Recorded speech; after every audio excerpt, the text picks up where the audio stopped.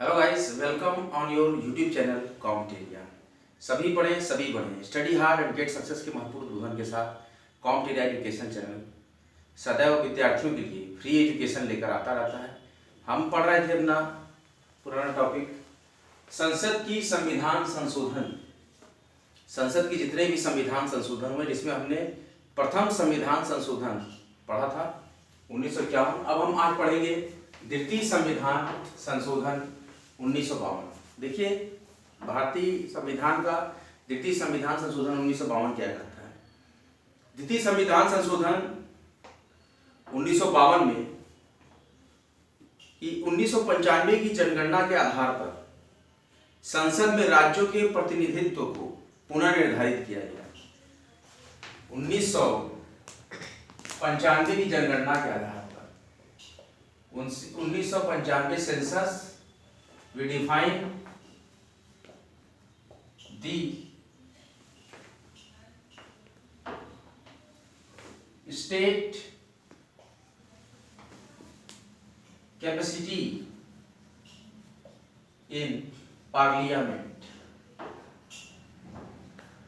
राज्यों के प्रतिनिधित्व के पुनर्निर्धारण को 1952 संविधान के द्वितीय संविधान संशोधन में विस्तारित किया गया। इसके बाद आया तृतीय संविधान संशोधन।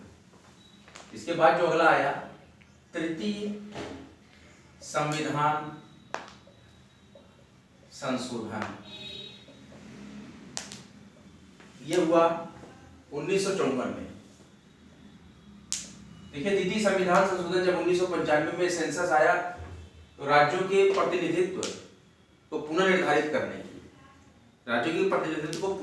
करने के लिए आया संसद में यह कि संविधान संशोधन 1952 किया जाए। क्यों?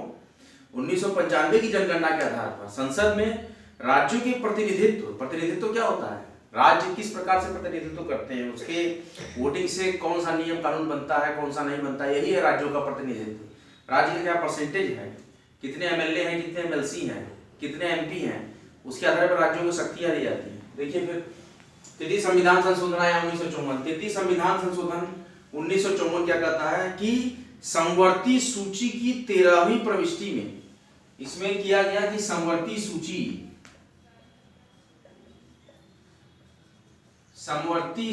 की 13वीं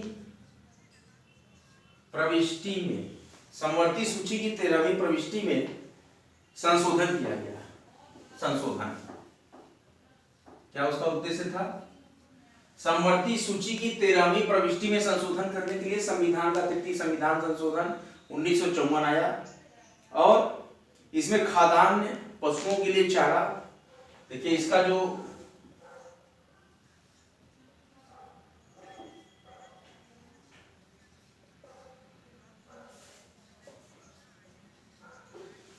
पहला मोटो था खाद्यान्न के लिए, दूसरा पशुओं को चारे के लिए, और कच्चा कपास,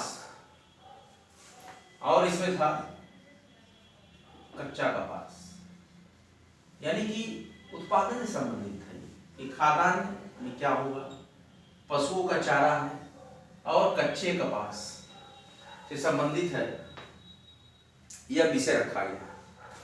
और यह समवर्ती सूची की 13वीं प्रविष्टि में संशोधन किया गया 1954 में। यही है संविधान का तृतीय संविधान संशोधन। देखिए, एमपीपीसीएस के फॉर्म भरे जा रहे हैं, और एमपीपीसीएस के फॉर्म जिन विद्यार्थियों ने भर दिए, अगर उन्हें लगता है कि नेम में, डेट ऑफ बर्थ में या पोस्ट सिलेक्शन में अगर किसी प्रकार की त्रुटि हो गई है विद्यार्थियों से, तो वो 50 रुपए का अतिरिक्त शुल्क पे कर अपने उसी फॉर्म को एडिट कर सकते हैं और संशोधित करके 50 रुपये और पे करके अपने फॉर्म को करेक्ट कर सकते हैं। और एक और महत्वपूर्ण सूचना है, यूजीसी नेट दिसंबर 2022 के फॉर्म की डेट 3 दिन बढ़ाई गई है, और करेक्शन भी आप कर सकते हैं यूजीसी नेट के फॉर्म में, जो भी आपने गड़बड़ी की हो या गलती से फिल हो गया हो। अगला चतुर्थ संविधान संशोधन 1955। इसके बाद आया चतुर्थ संविधान संशोधन 1955।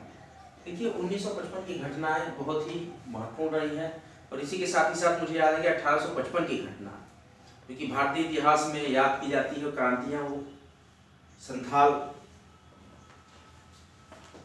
जब जेपीएससी की तैयारी के लिए मैं क्लास दे रहा था, तो झारखंड से संबंधित राजनेताओं के वह काल है 1855, उसी से सिमिलर देखिए आया यहाँ पे 1955, चतुर्थ संविधान संशोधन 1955। इसमें अनुच्छेद बेला बनर्जी के मामले में, चतुर्थ संविधान संशोधन में क्या हुआ, बेला बनर्जी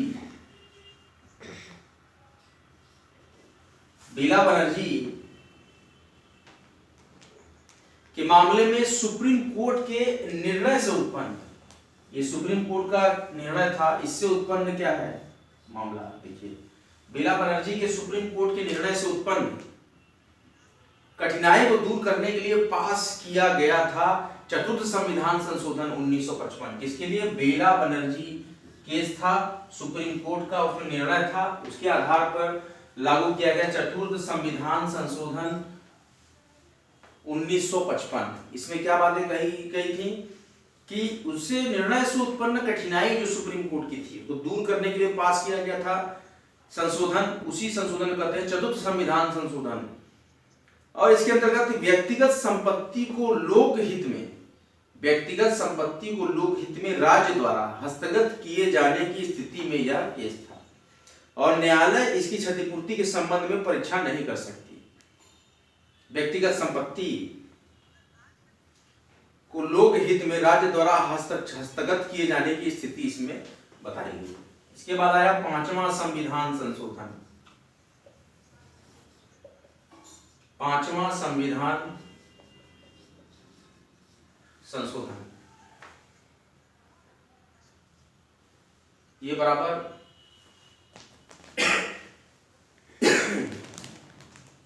सॉरी ये बराबर देखिए, पहला द्वितीय संविधान संशोधन 1952, ये 1995 के जनगणना से संबंधित जो हमने डिफाइन किया राज्य के पावर्स को, राज्य के पुनर्निर्माण शक्तियों को। तृतीय संविधान संशोधन 1954 में हमने समवर्ती सूची की 13वीं प्रविष्टि में संशोधन किया, जिसमें कि खाद्यान्न विषय था, पशुओं का चारा विषय था और कच्चा कपास विषय था। और चतुर्थ संविधान संशोधन अधिनियम 1955 में क्या था, बेला बनर्जी ने सुप्रीम कोर्ट का एक निर्णय आया था, उसके लिए यहाँ पर उनकी व्यक्तिगत संपत्ति से निर्गत या हस्तगत जो था राज्य के थ्रू व्यक्तिगत संपत्ति को, उसके आधार पर बना था यह अधिनियम। कौन सा, चतुर्थ संविधान संशोधन अधिनियम। बेला बनर्जी का सुप्रीम कोर्ट का केस था कि उसमें आपको राज्य जो है उसको हस्तगत करने का निर्णय नहीं दे सकता, ये केस था हमारा। इसका पांचवा संविधान संशोधन जो है 1955 में आया। पांचवा संविधान संशोधन 1955 ये क्या कहता है देखते हैं। देखिए पांचवा संविधान संशोधन अनुच्छेद 3 में संशोधन करके इसमें राज्यों के पुनर्गठन की बात की गई। देखिए अनुच्छेद 3 में संशोधन और राज्यों के पुनर्गठन की बात की। इसके द्वारा अनुच्छेद 3 में संशोधन करके राज्य पुनर्गठन संबंधित विधेयकों पर, राज्य के पुनर्गठन संबंधित विधेयकों पर राज्यों द्वारा अनुसमर्थन करने की अवधि नियत करने की शक्ति राष्ट्रपति को दी गई है। जब राज्य के हमने बताया था कि राज्य जब है, राज्य की अनुसमर्थन की समयावधि ये क्या होगी कि जिस समयावधि तक राष्ट्रपति उस निर्णय पे रहेंगे तो वो उस समयावधि को निश्चित किया गया इसमें, किसमें, पांचवा संविधान संशोधन। इसमें अनुच्छेद 3 में संशोधन करके राज्य पुनर्गठन संबंधित विधेयकों पर राज्यों द्वारा अनुसमर्थन करने की अवधि नियत करने की शक्ति राष्ट्रपति को दी गई है कि किस अवधि तक पुनर्गठन का, किस अवधि तक कार्यकाल होगा, क्या समयावधि होगी, किस प्रकार की योजना होगी, इसकी पावर्स दिए गई हैं हमारे प्रेसिडेंट को। देखिए बहुत डीप में जाने की जरूरत नहीं है, बहुत डीप में आप जाएंगे टाइम आपका ज्यादा वेस्ट होगा। आपको बस पढ़ना है जो काम का हो, इसीलिए बहुत ज्यादा सतह से और बहुत ही ज्यादा डीपली मैं नहीं पढ़ा रहा हूं। मैं आपको जो क्वेश्चंस आ जाएंगे जिस जिस पॉइंट से और कितने क्वेश्चन किस पॉइंट से आ रहे हैं उस प्रकार से मैं इसको सारगर्भित कर रहा हूँ इस नोट्स को और इस क्लासेस को, कि आपको जितनी जानकारी होनी चाहिए कंपटीशन के थ्रू बस उतनी ही जानकारी। ज्यादा समय अगर आप किसी विषय पर देते हैं और विषयों को पढ़ने का समय और बिंदुओं को पढ़ने का समय आपको नहीं मिलेगा। तो 5वां संविधान संशोधन अधिनियम में क्या बताया गया कि राज्य पुनर्गठन संबंधित विधेयक पर राज्यों द्वारा अनुसमर्थन करने की अवधि, कि कितने समय में अनुसमर्थन करेंगे। जैसे था कि राज्यों की विधानमंडल के अनुसमर्थन से प्राप्त संशोधन जो हमने बताया था आपको, और संसद के भी कम से कम एक सदन या दोनों सदन के अनुसमर्थन से प्राप्त, जो कि संविधान संशोधन करने की प्रक्रिया में बताया था, उसी से रिलेटेड है कि राज्यों के अनुसमर्थन करने की समयावधि क्या होगी। राज्यों के पुनर्गठन के अनुसमर्थन करने की जो समयावधि निर्धारित करते हैं हमारे महामहिम राष्ट्रपति, उसके लिए बात की गई है हमारे संविधान के 5वें संशोधन में, कि विधेयकों पर राज्यों द्वारा अनुसमर्थन करने की अवधि नियत करने की शक्ति राष्ट्रपति को दी गई है। कितना समय लेंगे, क्या समयावधि होगी, और निर्धारित अवधि के भीतर राज्य अपनी राय व्यक्त नहीं करते हैं। अगर ये समयावधि के भीतर जो समयावधि माननीय राष्ट्रपति ने दी है, अगर इस समयावधि के अंदर राज्य जो है रिस्पॉन्स नहीं करते हैं या अपनी विचार या राय व्यक्त नहीं करते हैं, तो विधेयक को संसद द्वारा पारित मान लिए जाने का प्रावधान किया गया। मतलब कि इसका पूरा सार क्या हुआ कि अनुच्छेद 3 में संशोधन। तो अगर नहीं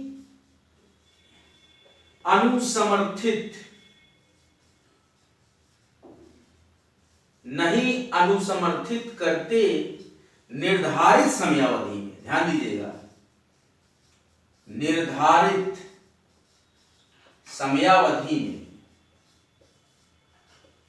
तो विधेयक संसद द्वारा पारित मान लिया जाता है। तो विधेयक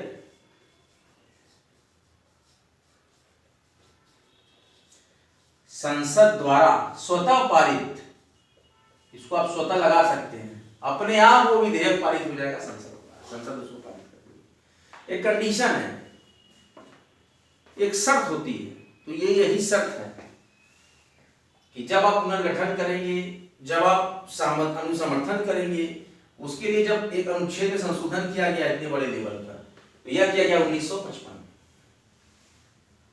the power of the president, this Indian Constitutional Amendment 1955 shows the power of the President in respect to the powers of states and also enhances the powers of the Parliament of India। बताता है कि संसद के powers को बताता है यह संशोधन। देखिए संशोधन करने का उद्देश्य क्या होता है, लोक कल्याण के लिए, कार्य में देरी न हो, इसीलिए संशोधन किए जाते हैं। Amendments approve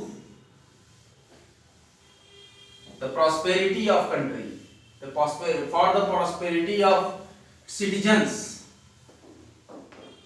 for the benefit of its citizens, all categories, all type, all community citizens, हर तरह के नागरिकों के लिए कोई भेद विभेद नहीं।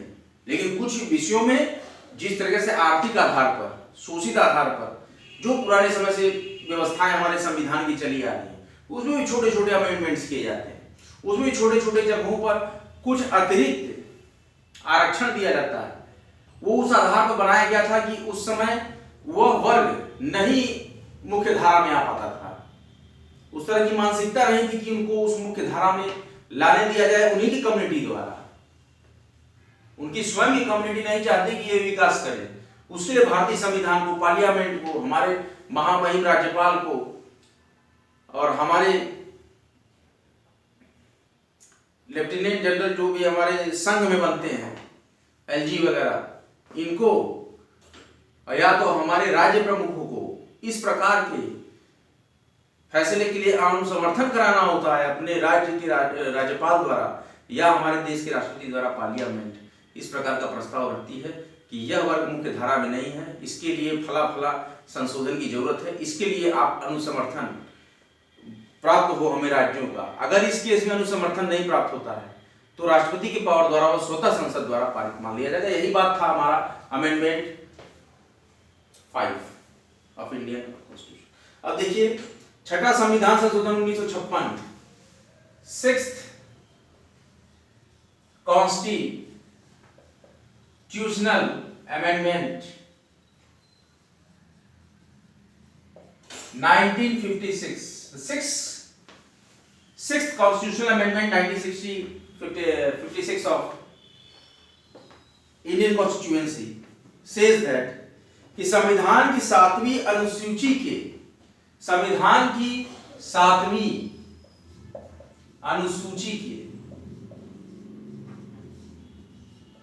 कहता है कि संविधान की 7वीं अनुसूची के संघ सूची में प्रविष्टि, संघ सूची में प्रविष्टि,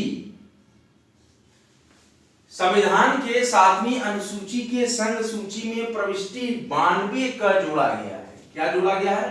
92A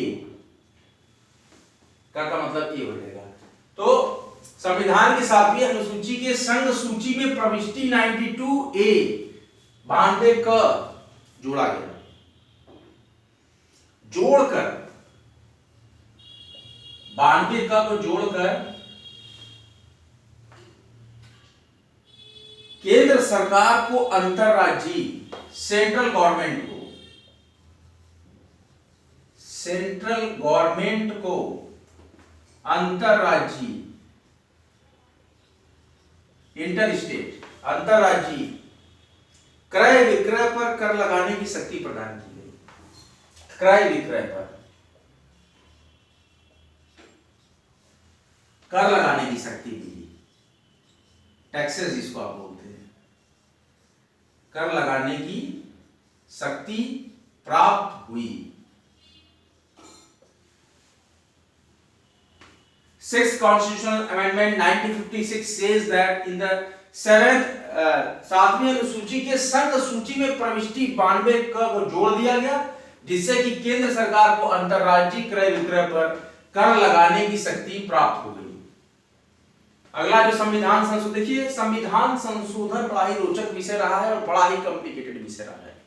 जब भी हम सिविल सर्विसेज की तैयारी, वनडे की तैयारी, मेंस की तैयारी, किसी प्रकार के एक दिवसीय या मुख्य परीक्षा की तैयारी करते हैं, कुछ प्रश्नों पर विचार विमर्श और कुछ प्रश्नों पर सारगर्भित एक ओवरव्यू लेना बहुत ही जरूरी होता है। क्या हमने जो पढ़ा हम जल्दी से पढ़ के तो नहीं निकल गए, या ये अमेंडमेंट हमने नहीं पढ़ा ध्यान से, हमने सिर्फ वर्ष देख लिया, छोटा सा एक पॉइंट देख लिया कि ये, तो उसके अंदर हमने नहीं देखा कि क्या था, तो क्या था, क्रय विक्रय था। यह प्रश्न बन गया, ऑब्जेक्टिव मोड में प्रश्न बन गया। कई प्रांतों की सिविल सर्विसेज एग्जामिनेशंस में मेंस की भी प्रणालियां ऑब्जेक्टिव भी बीच में रही हैं, मैंने देखा था।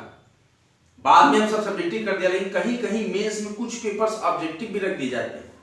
मुख्य धारा के जीएस के ही पेपर्स ऑब्जेक्टिव रख दिए जाते थे, अब लिखित कराया जाता है, तो वहां पर आपको ऑप्शन नहीं मिलेगा। यहाँ ऑप्शन आप अपने से तलाश करेंगे, क्योंकि आपने पढ़ा है, एक रिवीजन किया है कॉम्ट एरिया के साथ, कि हमने इस जगह पर यह पढ़ा था कि अंतरराज्यीय क्रय विक्रय की बात हमने की थी।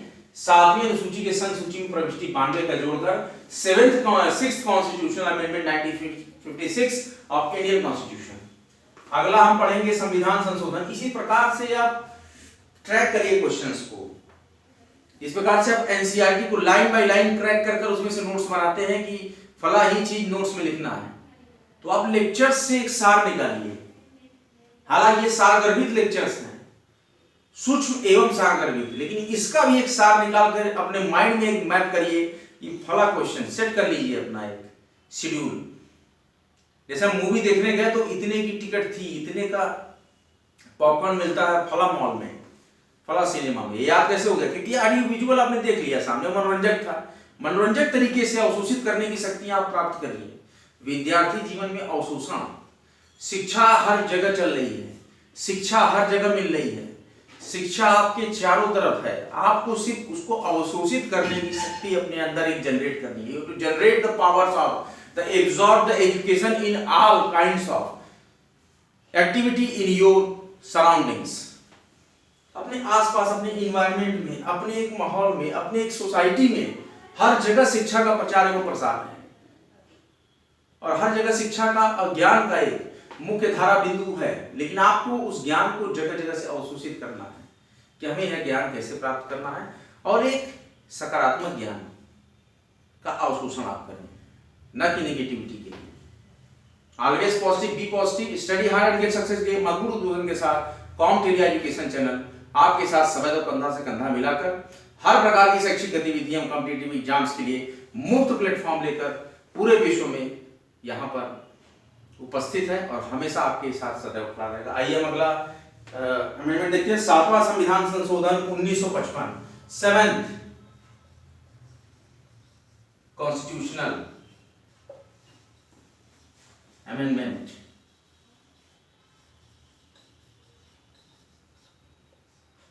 नाइनटीन 55।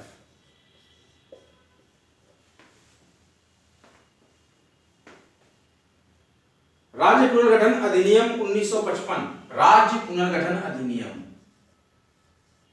अभी मैंने बताया आपको राज्य पुनर्गठन अधिनियम पर ही निर्धारित है ये एक अल्टरनेट अमेंडमेंट कि राज्य पुनर्गठन अधिनियम 1955 को कार्यान्वित करने के लिए वहां हमने दे दिया आपको एक प्रोसीजर, एक सेटअप इस प्रकार से होगा। अब इसको कार्यान्वयन, एक्सक्यूशन और द एक्सक्यूशन, एग्जीक्यूशन का मतलब होता है कार्यान्वयन।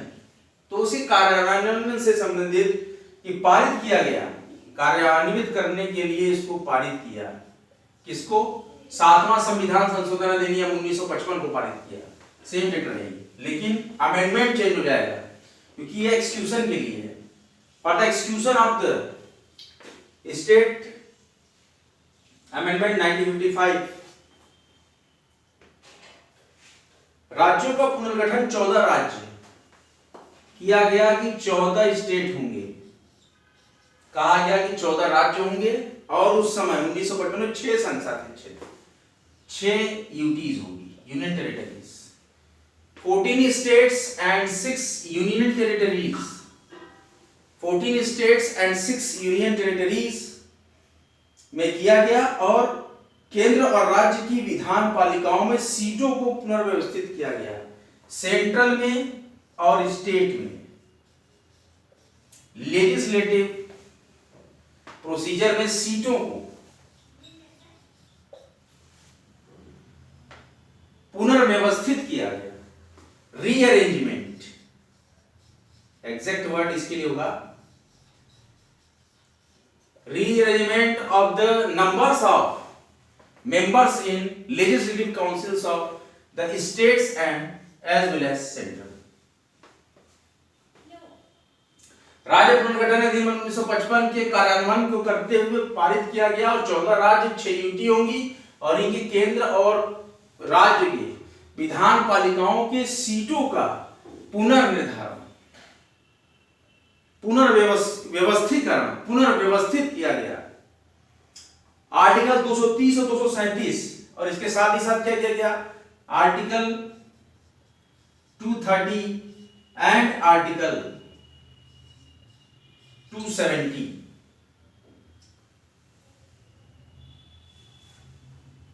237, आर्टिकल 230 एंड आर्टिकल 237, आर्टिकल 230 ध्यान से सुनिए और आर्टिकल 237। इसके अलावा अनुच्छेद 230 और अनुच्छेद 237 में अमेंडमेंट किया गया, संशोधन किया गया और हाई कोर्ट के क्षेत्राधिकार को क्या किया गया? High court, SC says high court as per आईसीफर कोर्ट, हाई कोर्ट के क्षेत्राधिकार को संघ राज्य क्षेत्रों पर बढ़ा दिया गया। संघ राज्य क्षेत्रों यूनियन टेरिटरीज पर इंक्रीज किया गया। Increase the powers of high court, increase the powers of high court for union territories areas. और 2 से अधिक राज्यों के लिए एक हाई कोर्ट का उपबंध किया गया। देखिए हरियाणा पंजाब का, और 2 से अधिक राज्यों के लिए एक ही सिंगल हाई कोर्ट का भी प्रावधान किया गया। भारतीय संविधान संशोधन अधिनियम 7वां के 1955 अमेंडमेंट में कहा गया 14 स्टेट होंगे, 6 यूटी होंगी, जो कि सेंट्रल स्टेट के विधान पालिकाओं के सीटों की संख्या का पुनर्व्यवस्थीकरण किया गया। और आर्टिकल 230 और 237 के तहत हाई कोर्ट का अधिकार बढ़ाया गया और यूनियन टेरिटरीज के और 1 से अधिक राज्यों के लिए सिंगल हाई कोर्ट बेंच की व्यवस्था इसी अमेंडमेंट 1955 में किया गया, 7वें में संविधान संशोधन में इसका उपबंध किया गया। एक ही न्यायालय, एक उच्च न्यायालय का उपबंध। देखिए यहां मैं लिख रहा हूं, एक उच्च न्यायालय का उपबंध किया गया। भारत का 7वां संशोधन अधिनियम 1955 कहता है कार्यान्वयन 14 स्टेट 6 यूटी का कॉन्सेप्ट, उसमें सेंट्रल स्टेट में विधान पालिकाओं की संख्याओं का पुनर्व्यवस्थीकरण किया गया और आर्टिकल 230 और आर्टिकल 237 के तहत संविधान के संशोधन किया गया। और उच्च न्यायालय के क्षेत्राधिकार को the powers of high court, उच्च न्यायालय के क्षेत्राधिकार को, रीजनल पावर को 2 से अधिक राज्यों के लिए उच्च न्यायालय का उपबंध किया गया। मतलब कि 2 राज्य भी इसमें हो सकते हैं और अदर एक आध और भी राज्य इसमें, 3 भी हो सकते हैं, 4 भी हो सकते हैं, लेकिन एक उच्च न्यायालय का उपबंध किया गया संविधान के 7वें संशोधन अधिनियम 1955 में। इसी प्रकार से इस महत्वपूर्ण लेक्चर के साथ आज का यह सेशन हम समाप्ति की तरफ ले जा रहे हैं। आपको यह लेक्चर कैसा लगा कमेंट बॉक्स में कमेंट करिएगा, बताइएगा कि आज का यह इंडियन पॉलिटी एंड कॉन्स्टिट्यूशन का महत्वपूर्ण लेक्चर आपको कैसा लग रहा है। विभिन्न प्रकार के संविधान संशोधनों के बारे में हम यहाँ पढ़ते जा रहे हैं और आगे नित्य नियमित बढ़ते जा रहे हैं। ऐसे ही महत्वपूर्ण प्रश्नों पर परिचर्चाओं का दौर कॉम्पिटिटिव एजुकेशन चैनल पर जारी रहेगा। कॉम्पिटिटिव एजुकेशन चैनल सदैव विद्यार्थियों के हित में निस्वार्थ समर्पित है। अगर आपको यह वीडियो अच्छा लगे तो लाइक करें, और अच्छा लगे तो शेयर करें, वीडियो और अच्छा लगे तो कॉम्पिटिटिव चैनल को सब्सक्राइब करें, और अच्छा लगे वीडियो तो आप नोटिफिकेशन बेल को ऑन कर दें। जब भी मैं लाइव वीडियोस को या इस वीडियो को अपलोड करूंगा आपके चैनल कॉम्पिटिटिव पे, तो तुरंत आपको शॉर्ट नोटिफिकेशन नोटिस जाएगी आपके मोबाइल स्क्रीन पे, तो आपको पता लग जाएगा कि ये लेक्चर अपलोड कर दिया गया। बने रहे, जमे रहें। Study hard and get success के महत्वपूर्ण उद्बोधन के साथ सभी पढ़े सभी बने मुफ्त शिक्षा का प्रचार एवं प्रसार करने के लिए कॉम्पिटिटिव कटिबद्ध है। जय हिंद, जय भारत। अगले एक महत्वपूर्ण लेक्चर के साथ कॉम्पिटिटिव आपके समक्ष फिर आपकी सेवा में प्रस्तुत होगा।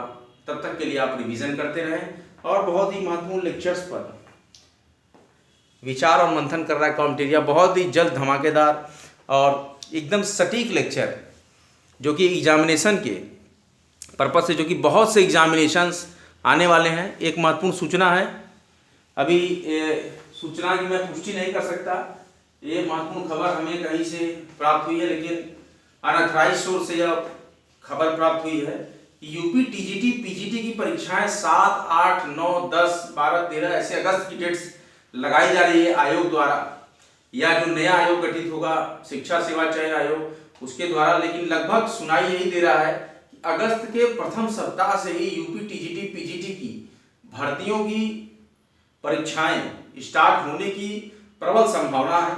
इस पर बहुत ही जल्द खबरें निकलकर सामने आ जाएंगी कि उत्तर प्रदेश माध्यमिक शिक्षा सेवा चयन बोर्ड द्वारा जो फॉर्म भरवाया गया है Uttar Pradesh trained graduate teacher and post graduate teacher के लिए सहायता प्राप्त माध्यमिक विद्यालयों में मुझे लगता है कि अगस्त की डेट लगभग सुनाई दे रही है कि अगस्त में एग्जामिनेशन फर्स्ट वीक में होंगी। अगर आपने यूपी टीजीटी पीजीटी के फॉर्म फिलअप किए हैं तो बहुत जोरों शोर से तैयारी स्टार्ट कर दें।